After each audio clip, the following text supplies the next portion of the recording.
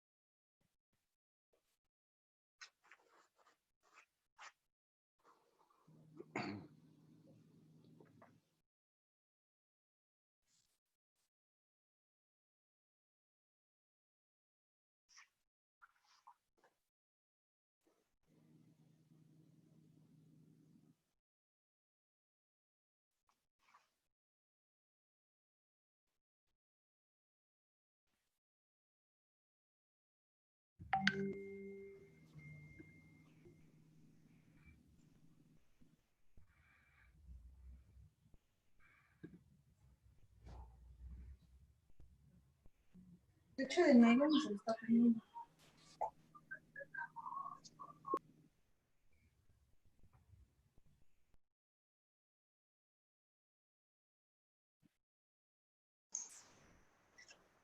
Muy buenas tardes nuevamente. Son las 5:02. Las y los que se habían conectado temprano, muchas gracias por su paciencia. Ya estamos completitos. Mi nombre es Simeon Pickers. Yo tengo el enorme gusto de darles la bienvenida a un Virtual Meetup de InnoAmay. Como parte y a colación del verano AMAY, nosotros desde el Comité InnoAmay nos dedicamos a hacer crecer el ecosistema de la inteligencia de mercados y poniendo a su disposición métodos innovadores y discutir temas de vanguardia en la innovación, en la investigación de mercados. El día de hoy contamos con un panel de excelencia, el doctor Jaime Romano de Neuromarketing, tanto como Carlos Bernal y Juan Pablo Núñez. Carlos Bernal también de Neuromarketing y Juan Pablo Núñez de NetQuest. NetQuest son aliados corporativos también de la AMAY, así que siempre agradecemos sus intervenciones y su apoyo. 2 comentarios brevemente respecto a las reglas de juego. Por favor, todas y todos, si no lo han hecho, pónganse en mute, apaguen sus micrófonos, apaguen sus cámaras para que esto sea un poco más ordenado. Vamos a tomar todas las preguntas que ustedes quieran hacer también a nuestros panelistas. Vamos a también poner a su disposición por si quieren recuperar algún dato, alguna información o simplemente revivir nuevamente el evento. Vamos a poner a su disposición el contenido tanto en el canal de YouTube de la AMAY como en el sitio web también posteriormente a este evento. Y bueno, en estos tiempos de cuarentena, todos participando fuertemente en webinars y eventos en línea, trabajando vía remota, coordinándose vía remota, pero muy impedidos, naturalmente, de llevar a cabo actividades de investigación, de aprendizaje sobre los mercados cara a cara, personales, y tenemos que trabajar con estas limitaciones. A la vez, la temática de neuromarketing aplicada no carece de relevancia. Sin embargo, como nuestros panelistas nos explicarán en un momento, pues usualmente depende mucho, evidentemente, de pues, la interacción directa, ¿no? El típico neuromarketing lo conocemos a través de mediciones, a través de estar conectando a nuestros participantes, etc. y ya no lo podemos hacer, por lo menos un ratito. Sin embargo, pues hay otras posibilidades y posibilidades que se conjuntan con los beneficios y la agilidad que conlleva hacer la investigación y la recolección de información en línea. Ese es el tema que queremos investigar y revisar el día de hoy. Jaime, Carlos y Juan nos llevarán a cabo una presentación y van a compartir temas como el rol del neuromarketing en la nueva normalidad, los principios básicos del IAT, que es la prueba de atención implícita, cómo funciona el neuromarketing online y cuáles serían aplicaciones potenciales. Tengo el enorme gusto de presentar a los tres. El doctor Jaime Romano Micha es médico cirujano por la Universidad Nacional Autónoma de México, con doctorado en neurociencias por la Universidad de California y con especialidad en neurofisiología clínica. Es uno de los científicos más destacados y reconocidos tanto a nivel nacional como más allá internacionalmente en el ámbito de la neurofisiología. Es conferencista de talla internacional y profesor en varias universidades, tanto nacionales como internacionales.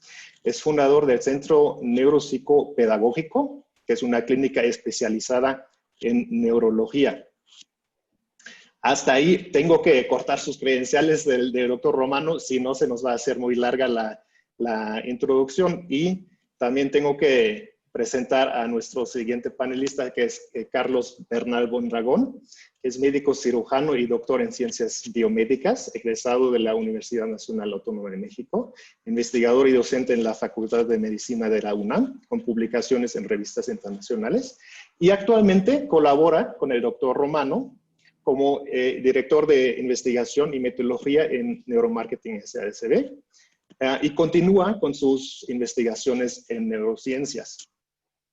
Y last but not least, sin nuestro amigo de NetQuest, todo esto no hubiera sido posible, que es un co-desarrollo, Juan Pablo Núñez, bienvenido. Juan Pablo cuenta con 7 años de experiencia en investigación de mercados actualmente. Se desempeña como director de nuevos negocios para NetQuest en México, empresa líder en la recolección de datos en Latinoamérica, que ayuda a organismos y empresas a obtener insights y aprendizajes valiosos. Hasta ahí con la introducción. Les deseo una tarde muy rica, con mucho aprendizaje, con nuevos reconocimientos y con temas relevantes para sus proyectos de investigación de mercados. Doctor, bienvenido. Muchas gracias por acompañarnos hoy. Y gracias por tomarse el tiempo y compartir con nuestra audiencia. Adelante, doctor. Muchas gracias, Simeón. Antes que nada, pues agradecerte la invitación y felicitarte por esta labor tan importante que haces en este comité de innovación de la AMAI. Agradezco pues también a la AMAI, de la cual también soy parte como coordinador del Comité de Neurociencia Aplicada. Esta organización que realmente todos los que somos parte de ella queremos afectivamente, ¿verdad? Tenemos un lazo profesional y afectivo con todos ellos. Y bueno, el día de hoy vamos a platicar de un tema muy interesante y es cómo hemos llevado esta cuestión de neurociencia aplicada a una aplicación online. Hace aproximadamente un año decidimos empezar con este proyecto y ahora sí que vino como anillo al dedo, ¿no? En el COVID, porque se puede aplicar totalmente de manera online. En este año hemos estado estructurándolo, hemos estado calibrándolo, hemos estado asegurándonos que los resultados son veraces. Y lo interesante de esta prueba es de que explora y permite detectar las opiniones de las personas, o sea, el pensamiento. Es una prueba que sin preguntarle directamente a la gente, podemos rescatar esos pensamientos o esas opiniones relacionados ya sea con productos, con personajes, con marcas, en fin, tiene toda una serie de aplicaciones diversas Y en este caso, les vamos a mostrar un estudio de corte político-electoral, como para que ustedes vayan viendo los alcances de esta herramienta. Y esto lo hicimos en conjunto con NetQuest, que ya lo comentamos ahí. Y bueno, como estamos en un panel de innovación y la innovación tiene que ver con la tecnología, pues les voy a mostrar uno de los mayores avances tecnológicos, ¿verdad? Y ese avance tecnológico, pues es pero claro, hace 50 años, ¿verdad? Hace 50 o 60 años, pues yo veía esto con mi familia y veíamos la televisión a color. Y ese era en ese momento un gran avance tecnológico. Pero realmente en estos 50 años hemos podido desarrollar tecnología apasionante, tecnología impresionante. En muy pocos años ya podemos hacer estos robots, ¿verdad? Que tienen sensores y por medio de algoritmos de inteligencia artificial pueden hacer esas cosas tan maravillosas. Realmente estamos viviendo una era de tecnología. Esto nos ha tocado vivir a nosotros. Y una de las áreas que más se han visto beneficiadas con este desarrollo tecnológico han sido las neurociencias. ¿Por qué? Bueno, pues ahí me ven a mí hace 40 años, los neurocientíficos en esa época, que era la época de las televisiones ya a color, ¿verdad? Porque estos ya son hace 40 años, pero nosotros teníamos la necesidad de insertar electrodos en el cerebro de monos para poder descubrir cómo funciona el cerebro. Pero ahora ya no es necesario porque, como decíamos, la tecnología ha avanzado de una manera extraordinaria y ya podemos descubrir esta caja negra, que antes era una caja negra y que ahora poco a poco hemos ido descubriendo y develando. Y no nada más las neurociencias, sino que la psicología también ha avanzado de una manera extraordinaria. Y este hombre que ven ustedes acá, premio Nobel de Economía, que no era economista o no es economista porque todavía vive, sino que es psicólogo. Y él ha hecho toda una revolución dentro del campo de la economía, postulando que en el proceso de toma de decisiones de las personas hay elementos no conscientes. O sea, hasta hace algunos años pensábamos que los seres humanos éramos totalmente racionales y conscientes y que todas las decisiones las tomábamos razonándolas. Pero ahora sabemos que no es así.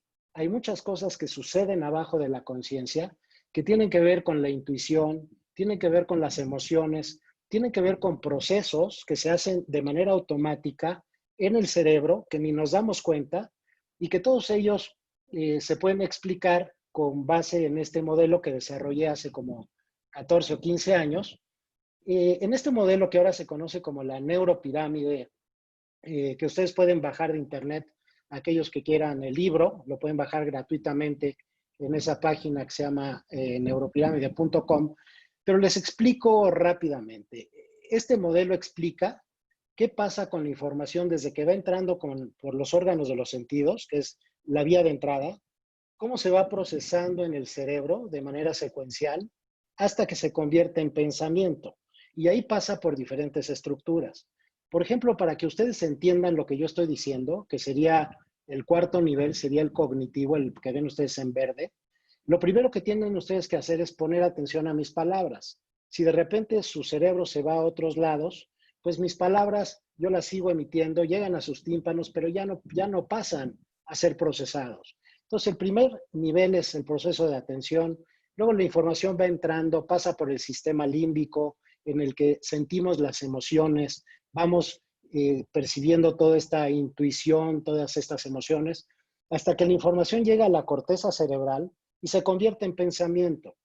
Y a partir del pensamiento es en donde empiezan las herramientas tradicionales de investigación de mercados, que es lo que exploran. Las encuestas, las entrevistas y los grupos de enfoque exploran a través de preguntarle a la gente. Y la gente solamente puede responder pues lo que está en el pensamiento. Pero todo lo que está abajo es lo que podemos nosotros medir y registrar con neurociencia.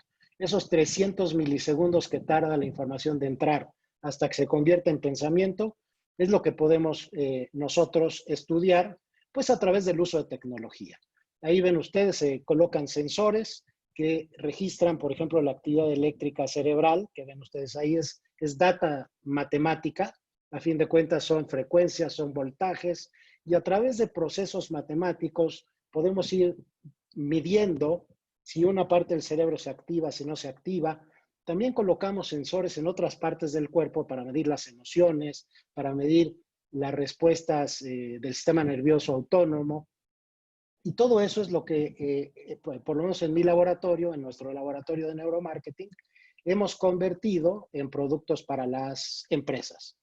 Como ustedes ven acá, dependiendo del nivel que uno quiera evaluar, pues hay diferentes tipos de herramientas. Por ejemplo, si queremos medir la atención visual, pues hay que colocar electrodos alrededor de los ojos para medir hacia dónde el ojo presta atención. Si queremos medir las emociones, pues hay que poner sensores en el cuerpo. Si queremos medir, por ejemplo, la atención que ustedes están poniendo cuando su atención baja, pues el electroencefalograma es muy bueno. Pero de la prueba que vamos a hablar el día de hoy es de esta prueba que ven ustedes del lado derecho arriba, que explora el pensamiento y que es esta que se llama prueba de asociación implícita. Pero, como les decía, toda esa metodología, midiendo los diferentes peldaños de esta neuropirámide, pues se pueden hacer muchísimas cosas. Se puede analizar desarrollo de productos, branding de marca, branding personal, diseño gráfico, ejecución, user experience, campañas de comunicación. Tiene muchísimas aplicaciones el conjunto de los sensores. Pero como les decía, el día de hoy nos vamos a centrar nada más en esta herramienta, que es la que hemos desarrollado para hacerse de aplicación a través de la web, en online, y que arroja datos muy interesantes, como decía yo al principio, de la opinión de las personas o de lo que la gente piensa, pero sin preguntarle directamente. Entonces esto elimina una serie de sesgos que la gente a veces no dice lo que piensa, la gente a veces ni sabe lo que piensa, el otro interpreta lo que la otra persona está diciendo. Entonces esos sesgos se van eliminando con esta prueba. Entonces es de lo que vamos a hablar el día de hoy, de esta que se llama Neuroelicitor, y luego vamos a mostrarles cómo se aplica online. Cuando lo hacemos en el laboratorio, en nuestro laboratorio, tenemos dos parámetros. Uno que es el registro de la actividad eléctrica cerebral, para ver cuando un estímulo y una palabra se asocian, como ven ustedes ahí, se pasa un estímulo, que puede ser una imagen, con una palabra. Cuando están asociadas, se le pide a la persona que apriete un trigger, que ven ustedes ahí. Entonces podemos medir tiempos de reacción, pero también el componente electroencefalográfico. La aplicación online la desarrollamos sin registrar la actividad cerebral, con simplemente tiempos de reacción, y esto es algo que nos puede también dar información de gran utilidad. Entonces, le voy a pedir al doctor Bernal que por favor nos explique esta prueba de asociación implícita y luego que nos hable de cómo lo utilizamos en este estudio de corte político electoral. Adelante, doctor Bernal. Muchas gracias, doctor, y buenas tardes a todos. Efectivamente, nosotros hemos desarrollado una herramienta que mide el cuarto peldaño de la neuropirámide, que es la parte cognitiva. Es justo ahí donde ya se empieza a convertir en pensamiento, es esa línea umbral. Está basada en una prueba neuropsicológica que fue desarrollada alrededor de la década de los 90s, que actualmente pues, bueno, ha tenido muchísimas publicaciones, sobre todo en el campo de la psicología social, pero que nosotros pues hemos adaptado perfectamente, como lo dijo hace un momento el doctor Romano, hacia el campo del marketing, específicamente del neuromarketing. Esta prueba originalmente pues se hacía en un equipo de esa época, y se hacía midiendo exclusivamente los tiempos de reacción presionando la barra espaciadora de una computadora. Las limitaciones eran bastantes, pues solamente se podían medir dos imágenes y contrastarlas contra dos atributos, y además el tiempo de elaboración pues era bastante prolongado, lo que lo hacía bastante impráctica para otros usos que no fuera el campo de la psicología. Pero esta prueba lo que mide en realidad es algo que se conoce como memoria implícita. ¿Qué es la memoria implícita? Nosotros tenemos varios tipos de memoria, a corto plazo, a largo plazo, etc. Pero hay un tipo de memoria que se llama memoria episódica, que es, por ejemplo, si yo les pregunto qué desayunaron hoy en la mañana, entonces su cerebro va a trasladarse a ese lugar de hoy en la mañana, a su comedor, y los va a situar en un tiempo y un espacio. Esa es la memoria episódica y ustedes pueden describirlo con diferentes atributos. Pero también existe una parte que se llama memoria implícita, que esto se da en todos los recuerdos evocados. Por ejemplo, si estamos hablando de un producto de consumo, digamos un yogurt, como vemos en el ejemplo, nosotros pensamos en un yogurt que puede ser el de nuestro preferido, pero automáticamente, digamos que se cargan archivos adjuntos que describen a esa categoría. Entonces nosotros podemos tener implícitamente la percepción de que un yogur puede ser natural, nutritivo, orgánico, saludable, etcétera. Y nosotros lo asociamos de manera no consciente o preconsciente hacia la parte del producto que estamos analizando. Todos esos atributos están por debajo de la conciencia. O sea, nosotros no estamos pensando recurrentemente de que el yogurt es natural, orgánico, nutritivo, saludable, sino que automáticamente ahí están. Algunos van a ser más importantes que otros y cada marca de una categoría va a tener una percepción distinta de cada uno de estos atributos que describen a este producto. Nosotros en el laboratorio desarrollamos esta prueba y le aumentamos la parte de electroencefalografía. Entonces, como describió el doctor, nosotros en el laboratorio tenemos 2 parámetros. Nosotros podemos tener el registro electroencefalográfico y además el tiempo de reacción que se le da a la persona. ¿Cómo se hace esta prueba? Se sienta a la persona en la computadora y se le da la consigna de que presione el botón si cuando le aparezca una imagen y abajo una palabra encuentra una relación entre esos dos elementos, entre la imagen y la palabra. Entonces, por ejemplo, si le aparece en la pantalla un león y abajo la palabra selva, lo que nosotros esperaríamos es que la persona presione el botón de manera rápida y que el patrón eléctrico cerebral sea algo compatible con algo congruente. Aunque no necesariamente sea cierto, porque pues los leones no viven en la selva, pero por alguna razón sabemos que el león es el rey de la selva y entonces ahí hay una asociación implícita ya por ese medio. En el ejemplo de la derecha, si le ponemos el mismo león, pero abajo la palabra zapatos, lo que vamos a ver es que la persona no va a presionar el botón rápidamente, o lo va a presionar un poco después, y aparte, el patrón eléctrico cerebral va a ser algo compatible con algo no congruente. A menos, claro, que la persona sea de León, Guanajuato, en donde sí nos ha pasado que hay una asociación implícita entre estos dos elementos.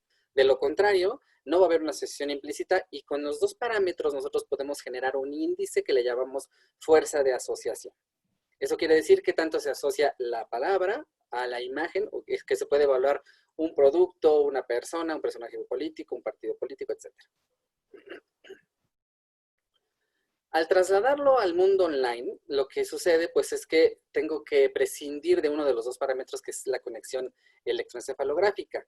Y esto me trae como consecuencia que tenga yo que aumentar la muestra de manera considerable para disminuir el error muestral que se va a generar solamente por excluir un parámetro que ya no tengo la capacidad de validarlo uno con el otro, y además sabiendo que los parámetros electrofisiológicos pues son muy acotados, son muy similares entre todos nosotros como especie humana, entonces la dispersión de los datos es poca y yo puedo hacer que mi muestra sea menor en el laboratorio. En el caso de online, tengo que aumentar un poco la muestra porque la única retroalimentación que yo tengo va a ser la parte de presión de la barra espaciadora, si en caso de que estén ocupando una computadora, o la pantalla táctil del teléfono, porque también está diseñada la prueba para hacerlo en teléfono móvil, entonces se puede hacer en cualquier lugar y llegar a cualquier tipo de persona que tenga un dispositivo. Afortunadamente, con nosotros hicimos la validación de los resultados del laboratorio versus los resultados online, que lo contrastamos con estudios que nosotros hicimos previamente, encontramos una consistencia bastante sólida cuando nosotros hicimos el análisis estadístico. Y esto nos da la confianza de que las mediciones que nosotros estamos haciendo en la parte online, pues van a ser igual de consistentes como si las hiciéramos en el laboratorio, con pues, las diferentes ventajas, por ejemplo, que pues, se puede ocupar un mayor espacio geográfico, que ahorita entraremos un poco más en ello. Y bueno, como son diferentes la parte de laboratorio con la parte online, pues tenemos que hacer una forma distinta de reclutar a las personas. Y para eso pues tenemos a NetQuest, que pues dice la parte importante que es la parte del panel. Adelante, Juan Pablo. Gracias, Carlos. Muy bien, pues además de facilitar la participación de las personas, ya que no tienen que acudir de manera presencial a un laboratorio, gracias a que pueden participar desde cualquier dispositivo en el momento que se encuentren disponibles. Una de las ventajas de llevar al online este tipo de metodologías es que puedes garantizar de manera anticipada el perfil requerido para la investigación. Además de que puedes realizar una o varias evaluaciones en el tiempo, incluso del mismo individuo, ¿vale? Por otra parte, para esta prueba de asociación implícita se puede combinar junto con metodologías de recolección online, por ejemplo, en la parte cuantitativa, combinar con encuestas, y mientras que en la parte cualitativa se podría combinar con focus groups, entrevistas a profundidad o comunidades online, por ejemplo. Adelante, Carlos. Este proyecto, cuando las personas entran a la plataforma de NetQuest, pues están pasando por un tipo de filtro donde se puede segmentar hacia la parte de segmentar los diferentes grupos que se están evaluando. Cuando entran a nuestra plataforma, nosotros podemos evaluar el perfil de percepción que tienen de cada elemento a evaluar. Y algo muy importante que tiene esta metodología y que no lo tiene ninguna otra, es que podemos determinar con toda precisión cuáles de esos atributos que estamos evaluando funcionan realmente como un driver de elección. Todas las categorías de productos y servicios van a girar en torno a un set de conceptos, pero no todos son importantes. Nosotros podemos saber cuáles sí son importantes en torno a la elección del producto, a la elección de la persona, y esto nos hace que su aplicación sea importantísima en diferentes aspectos. Podemos aplicar esta metodología para evaluar imagen y posicionamiento, experiencia de usuario, la salud de marca, comunicación online y offline y, por supuesto, para cuestiones de branding personal y de marca. Se puede usar para evaluación de campañas políticas, para evaluar el desempeño de personas en caso de recursos humanos, por ejemplo, o para evaluar la reputación corporativa. El siguiente estudio que vamos a describir pues está en función del corte político electoral, pero poniendo mucha atención en la parte del grupo de votantes indecisos. ¿Por qué? Porque con esta metodología, que también es una característica única, nosotros podemos conocer cuál es la intención de voto de una persona que se declara a sí misma como indecisa. De acuerdo. Para este estudio se seleccionó una muestra de 675 participantes a nivel nacional, distribuidos de manera equitativa en 5 regiones del país: norte, centro, bajío, golfo y sureste. En cuanto a la edad, seleccionamos participantes entre los 18 y 50 años, de igual forma divididos en 3 rangos equitativos. Y solo en la cuestión de género encontramos una pequeña diferencia en cuanto a hombres con un 51%, debido a que los votantes se encuentran ligeramente más representados por el género masculino en México. Ahora bien, a esta muestra lo que hicimos fue precisamente combinar esta prueba de asociación implícita con una encuesta con duración de 5 minutos para obtener datos declarados respecto a la participación electoral y la intención de voto. Y en esta encuesta se incluyeron preguntas como las que vemos aquí, ¿no? ¿Votaste en las elecciones presidenciales de hace 2 años? En caso contrario, ¿por qué no votaste? ¿Piensas votar en las próximas elecciones? ¿Por qué no piensas o no sabes si vas a votar en las próximas elecciones? Y muy importante, si el día de hoy fueran las elecciones presidenciales, ¿por quién votarías? Aquí cabe mencionar, y es muy importante contemplar, que este levantamiento se llevó a cabo en la última semana de febrero del 2020, por lo que es esencial considerar la temporalidad en las respuestas, ¿no? Ya que este fue un levantamiento pre-COVID. Adelante, Carlos. Gracias, Juan Pablo. Y bueno, nosotros usamos esta plataforma online en donde para este estudio nosotros podemos determinar la asociación entre distintos partidos políticos y diferentes atributos que describen a estos partidos políticos mediante los tiempos de reacción. Y mediante esto, pues también pudimos evaluar cuáles fueron los atributos que funcionaban como drivers de elección para este partido.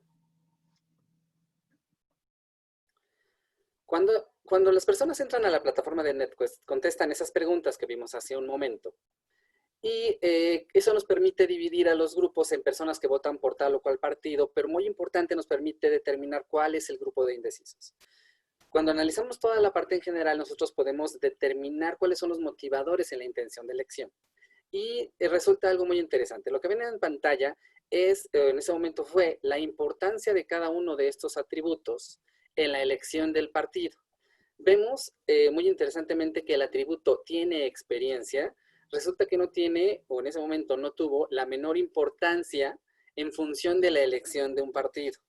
Mientras que procurar la seguridad fue el atributo más importante. Esta determinación de drivers es muy importante en cualquier categoría, porque nos permite enfocarnos precisamente en el driver correcto, que al momento de construir positivamente la comunicación sobre ese atributo, va a impactar directamente sobre la elección de los productos o la elección del candidato, etc. Lo que vemos aquí en esta pantalla es el perfil de percepción. Vemos una gráfica de red en donde cada línea representa a un partido político y alrededor están todo el set de atributos que se están evaluando. Como se lee esta gráfica es que mientras más cerca esté la línea de la palabra o del atributo, quiere decir que existe una mayor fuerza de asociación entre estos dos elementos, lo que quiere decir que se percibe mejor con ese atributo. De modo que en este gráfico podemos ver que Morena claramente se ve con una percepción muy superior a todos los demás, excepto en el atributo de tiene experiencia.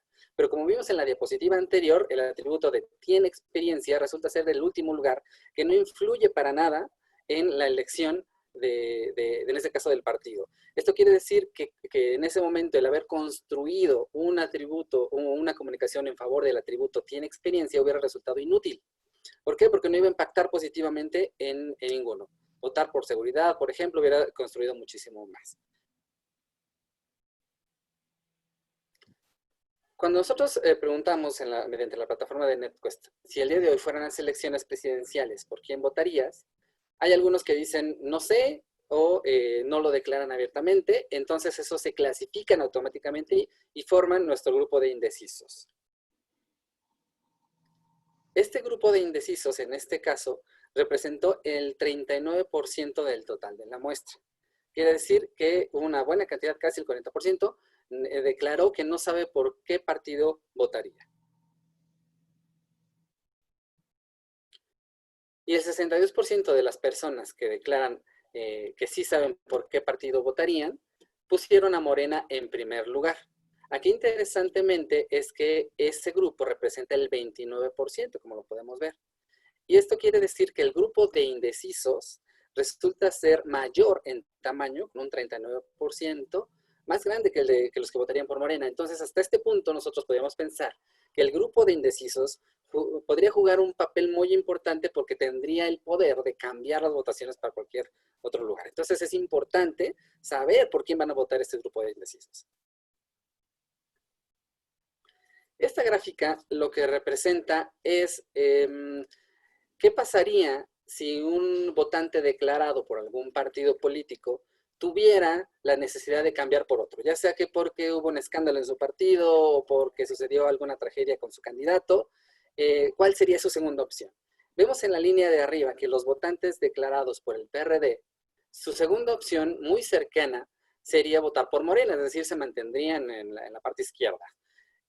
Los votantes declarados por votar por el PRI tienen muy cercana la posibilidad de cambiar su voto, pero ahora por el PAN.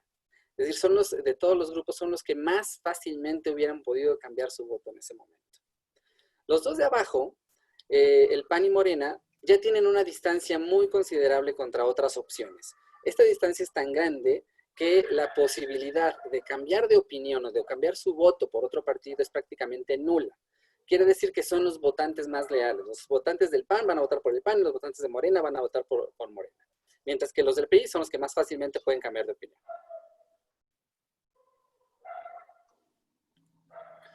Ahora, cuando nosotros nos enfocamos en la parte de los votantes indecisos, podemos ver que la intención en cada uno de estos atributos es bastante superior en el partido de Morena y después por el PAN. Esto quiere decir que la intención de voto del grupo de indecisos era en ese momento también por Morena. Por lo tanto, si tenemos aquí que la parte declarada iba a votar en un 29% por Morena, el 39% de indecisos también la intención de voto iba a ser por Morena, quiere decir que En este momento, si se hubieran repetido las elecciones, Morena hubiera ganado nuevamente porque el grupo de indecisos iba a votar nuevamente por Morena. Pero nosotros podemos ver qué pasa con cada uno de estos atributos. ¿Qué sucede y cómo los perciben?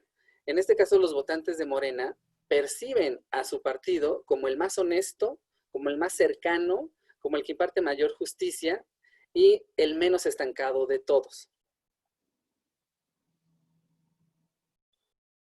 Los votantes, aquí lo podemos ver, que toda esta intención de fuerza de asociación de estos atributos es bastante superior con respecto a los demás. Lo importante es que son atributos que sí tienen un peso en la elección, en este caso de la intención de elección. En el caso del PAN, ellos perciben de manera no consciente cómo es un partido que tiene experiencia, que promueve la educación y procura la seguridad. Sin embargo, como vimos, pues al menos tiene un atributo que no tiene la menor importancia, que es el de tiene experiencia. Esto le hace que pues, su intención de elección sea bastante baja. Y aquí lo podemos ver. Vemos que gana, digamos que en esta intención gana con respecto a los demás, pero como son atributos que no tienen el mayor peso, pues la intención final de voto pues no es la deseada para que hubieran votado por ellos de manera no consciente. Con esto, pues nosotros podemos concluir que a 1 año, 7 meses, que fue el tiempo cuando se realizó este estudio después de la elección del 2018, la intención de voto no declarada y no consciente sigue siendo por Morena. En ese momento, si se hubieran repetido las elecciones, hubiera sido nuevamente ganador el partido de Morena. Y podemos decir que aunque el grupo de indecisos es mayor, que en un principio nos pudo haber dado la pauta de que la balanza se podía inclinar para otro lado, en realidad la parte no consciente del grupo de indecisos pues iba a volver a votar por Morena, por lo que su victoria en ese momento hubiera sido consolidada. Adelante, doctor Romano. Gracias. Bueno, pues estamos ya prácticamente llegando al final de la presentación.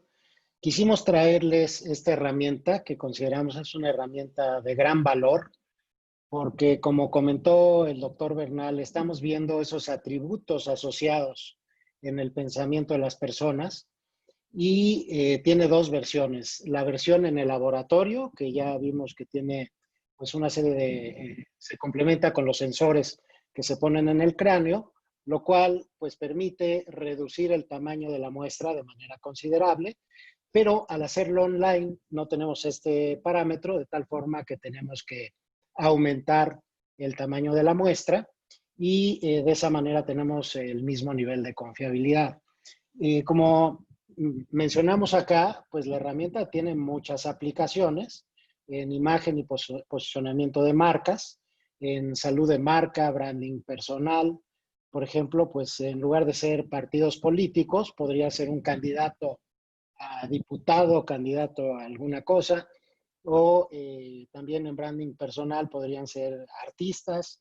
En el caso de las marcas, pues se puede contrastar la marca con las marcas de la competencia. En el caso de un producto, se pueden contrastar varios productos. Y también la herramienta es interesante porque permitiría hacerse, por ejemplo, una prueba de asociación a conceptos previa y luego introducir algún elemento, por ejemplo, en este caso el COVID. Como ya vimos acá, este estudio lo hicimos antes del COVID, entonces los resultados que mostramos son previo al COVID. Si lo hacemos ahorita, seguramente esos valores y esos parámetros se van a modificar.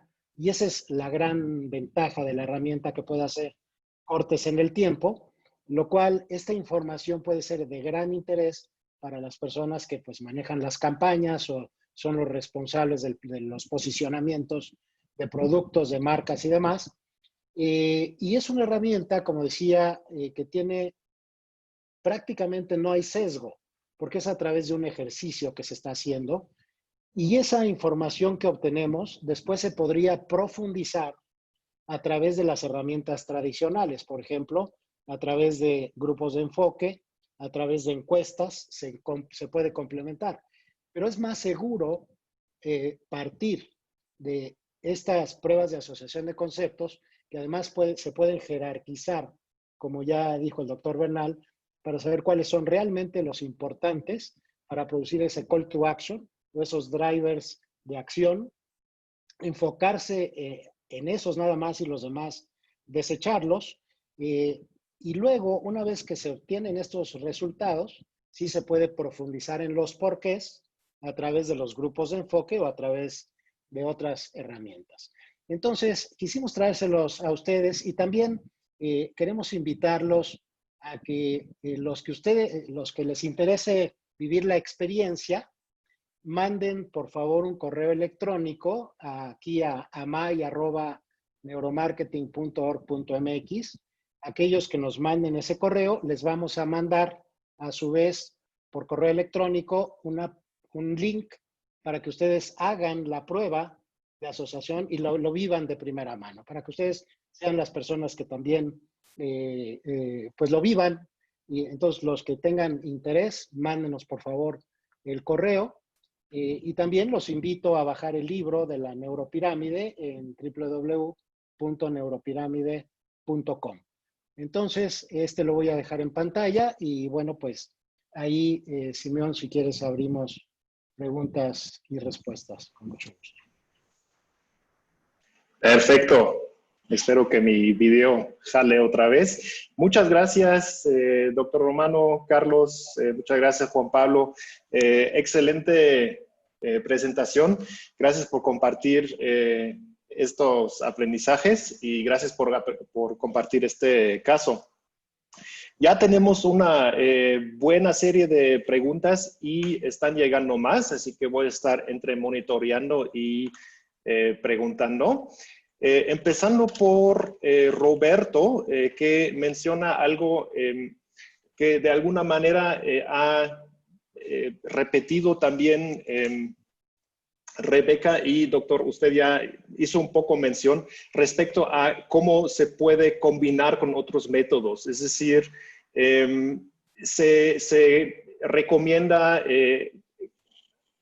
juntarlo con métodos de más profundización cualitativos, muestras más amplias que estén llevadas a cabo de manera más tradicional, entrevistas a profundidad, etcétera. ¿Cuál es su perspectiva en ese sentido? Sí, yo creo que efectivamente hay que verlo como una manera de complementar. Como vieron ustedes, la limitante de la herramienta es de que nada más evalúa esos conceptos. Pero si se utiliza, por ejemplo, grupos de enfoque o entrevistas a profundidad, se puede ahora sí ir rescatando los porqués y elaborando esa información. Por eso decía, si se empieza por esta prueba, es más seguro luego profundizar en los porqués que si se hace al revés. O sea, si se empezara, por ejemplo, con una entrevista a profundidad o en grupos de enfoque, pues ahí realmente se pueden perder en la interpretación. Entonces, si se hace esto de entrada y ya tenemos exactamente cuáles son los conceptos y además jerarquizando los drivers, entonces sí, las herramientas tradicionales, los grupos de enfoque, las entrevistas a profundidad pueden profundizar en los porqués y rescatar mayor cantidad de información. Claro, ahí me gustaría complementar su respuesta, doctor. Sí. ¿Se puede complementar con algún otro tipo de metodología? En este caso, la parte cualitativa que mencionaba, pero también se puede hacer online. O sea, que todo sea a través de mecanismos online, o sea, que sea un focus group online, una entrevista a profundidad online o incluso las comunidades online, ¿no? Entonces, el foco es que se pueda combinar esta prueba de asociación implícita con cualquier otro mecanismo de recolección de datos online. Perfecto, Juan Pablo, muchísimas gracias. Quizá podemos retomar brevemente y aterrizar de manera sencilla, ahora sí con peras y manzanas, respecto a cómo es que se infiere la atención implícita. Tenemos varias preguntas y dudas respecto a ello. ¿Cómo realmente se hace notar la diferencia entre la atención implícita y pues, la opinión expresada directamente? Sí, la evaluación de la memoria implícita es muy interesante, ¿no? Depende de una estructura cerebral que sea mi hipocampo principalmente. Todos cuando evocamos algo, tenemos, como mencioné hace rato, pues como que se cargan todos los archivos adjuntos, ¿no? Voy a poner un ejemplo.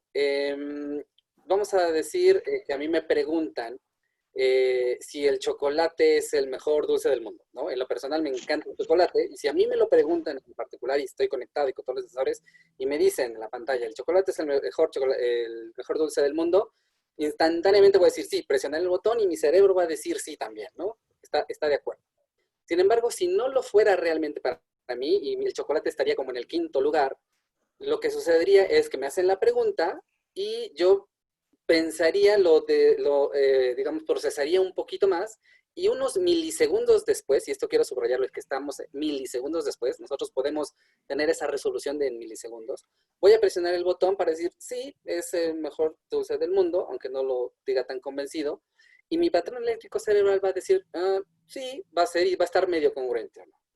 Esa diferencia en milisegundos y esa diferencia en el patrón eléctrico cerebral van a hacer la diferencia entre, aunque yo haya elegido la respuesta sí en ambos casos, cuando yo vea mis resultados al final voy a ver que el chocolate o sí es el mejor dulce del mundo para mí o no es el mejor dulce del mundo para mí. Entonces la diferencia está en eso. Yo puedo tener toda la respuesta sí, todos los atributos pueden ser importantes, digamos, según mi opinión, pero va a haber unos más importantes que otros, y a veces la diferencia es muy poca o a veces es muy marcada. No sé si con eso queda claro. Muchas gracias. Sí, Quisiera adelante. agregar una cosita rápida. Con base en lo que dice el doctor Bernal, esto es muy importante porque en estas pruebas de asociación implícita estamos midiendo lo que sucede antes de medio segundo. Como dijimos, cuando vieron la neuropirámide, tarda 300 milisegundos en llegar a la conciencia. Cuando uno le pregunta a la gente, por ejemplo, en grupos de enfoque o en entrevistas, la gente ya procesó toda esa información y lo que dice, pues es después de 2 o 3 segundos de haberlo pensado, haberlo meditado. Por eso esa es una gran diferencia. Eso puede tener el sesgo. Acá, como son antes de 300 milisegundos, no hay sesgo porque es, como dice el doctor, es lo que está guardado y asociado en la memoria con respecto a algo. De acuerdo, pues muchas gracias por esas explicaciones. Y para dejarlo más claro, nada más de manera confirmatoria, Sergio también nos pregunta, esta calibración de motivadores, entonces, es algo que se hace en el mismo ejercicio, ¿correcto? No es algo que se define por estándar, ¿correcto? No, se hace en el mismo ejercicio, efectivamente, que dependiendo de cada producto, cada categoría, es los motivadores para ese segmento en particular. Pues muy bien, muchas gracias. Lo que sí, perdón, y otra vez quiero, perdón, lo que sí se hace es, por ejemplo, cuando tenemos un estudio con algún cliente, se definen esos conceptos junto con el cliente.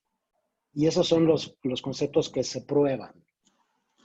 Correcto. Y qué bueno que me dice, doctor, porque hubo varias preguntas aquí también al respecto del número de atributos que es viable medir. Quizá puede comentar un poco al respecto de qué tanta muestra se requiere para medir qué número de atributos o si no hay una correlación en ese sentido. Sí, sí hay un límite de atributos. Esto es porque cuando se hace un ensayo, ya sea presencial o online, el nivel de atención tiene que ser sostenido, y si hacemos muchísimos estímulos con muchísimos atributos, pues va a caer la atención, y esto no nos va a brindar resultados erróneos. Actualmente podemos estar midiendo 8 atributos por 5 imágenes para un grupo experimental. Si quisiéramos evaluar 10 imágenes, pues bueno, simplemente generamos otro grupo experimental y podemos ahora evaluar ese set de atributos. Pero sí, De acuerdo. Muchas gracias. Bueno, aquí el caso que revisamos fue un caso, digamos, de estudio de opinión pública. No voy a ir a ese terreno que pues, es un poco deslizante, profundizando más al respecto, pero Hugo también nos pregunta si hablamos de marcas de consumo masivo, por ejemplo, productos de limpieza, ¿hasta cuántos productos y atributos podemos incluir en una prueba? ¿Cuál es el límite? Entonces, pues básicamente es la respuesta que acabas de dar, Carlos, ¿correcto? Efectivamente, sí, sí es igual para todas las categorías. Pues muy bien, muy bien.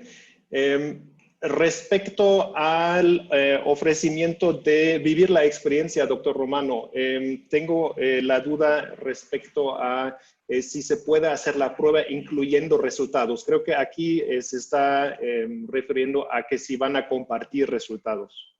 Sí, definitivamente. Aquellos que nos envíen el correo electrónico, les vamos a enviar el link para que ustedes hagan el ejercicio y luego nosotros vamos a analizar esos resultados y se los vamos a enviar de regreso para que ustedes los conozcan. Perfecto, muchas gracias. Nada más a los que se registraron. Claro, claro, eso sí es necesario, eso es necesario. Mari Carmen nos pregunta, y quizá Juan Pablo, tú puedes comentar un poco al respecto. Antes que nada, dice muy interesante, indudablemente, muchas gracias. Y que es creyente de las encuestas online.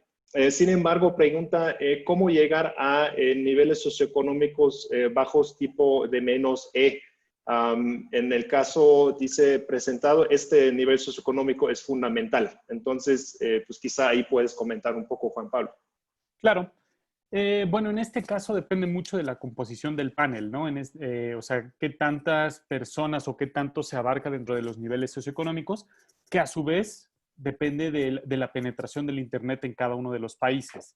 Hoy en día en México es una realidad que la penetración de Internet está 72, 73% y que incluso podemos considerar estar en 80% con la penetración ya considerando dispositivos móviles.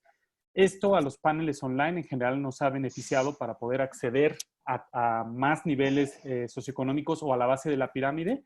Y yo te diría que hoy en día prácticamente podemos acceder al nivel D y bueno, al D más D sin ningún problema, excluyendo prácticamente o solamente al nivel E, que es, bueno, rural y que en teoría no tiene acceso a Internet, ¿no? Entonces, el tema del nivel socioeconómico en la base de la pirámide ya no sería un impedimento para este tipo de estudios. Correcto, muchas gracias, muchas gracias. Tenemos también la duda respecto al tiempo y de hecho la ampliaría un poco. Usualmente lo que vemos es que del triángulo, ¿no? De rápido, barato y de buena calidad se pueden escoger dos. ¿Hacia dónde está inclinado ese triángulo de atributos? Carlos, si quieres contestar. Esa no la quiere tomar nadie.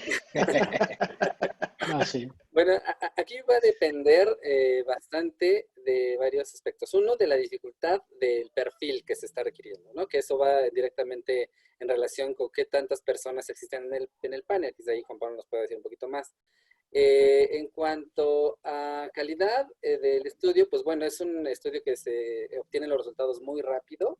Una vez que el campo se termina, nosotros ya tenemos los datos y solo cuesta analizarlos, se entrega muy, muy rápido, es muy ágil el entregarlo. Y en el costo, pues eso también va a depender de la segmentación necesaria, que a su vez va a modificar la parte de cuánta muestra necesito para cada grupo experimental. Pero pues en general creo que resulta más económico que la parte de laboratorio. Bueno, pues muchas gracias. Siendo las 5:53, creo que ahí dejamos. Ya vi que también muchas dudas que surgieron en el chat ya hicieron favor de aclarar directamente en el chat. Entonces, qué bueno. Doctor Romano, Juan Pablo, doctor Bernal, muchas gracias por compartir el día de hoy. A todas las participantes del día de hoy, nuevamente, gracias por su interés, gracias por compartir también su tiempo. Reitero el llamado de escribir a este correo que pueden ver en la pantalla, que es amay@neuromarketing.org.mx, si quieren vivir la experiencia propiamente y recibir los resultados antes del 30 de julio. Exactamente. Y como último, comentarles cómo esta serie de eventos y meetups y todo el verano AMAY está apoyado por Campus AMAY. No duden en abrir también este sitio, Campus AMAY. Gaby, no sé si puedes poner también el link en el chat para las y los interesados.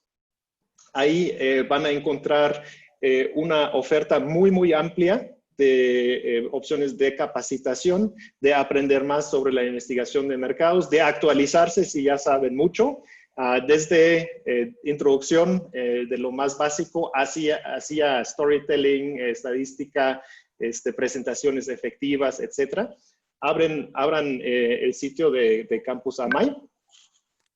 Y como siguiente webinar, también quiero invitarlos al próximo Virtual Meetup, que es el 11 de agosto, misma hora, 5 de la tarde, que vamos a revisar bajo el lema Nueva Normalidad, Nuevo Marketing, nuevos insights, las necesidades de cambiar la investigación de mercados a partir de esta cuarentena y contingencia sanitaria que estamos viviendo todas y todos.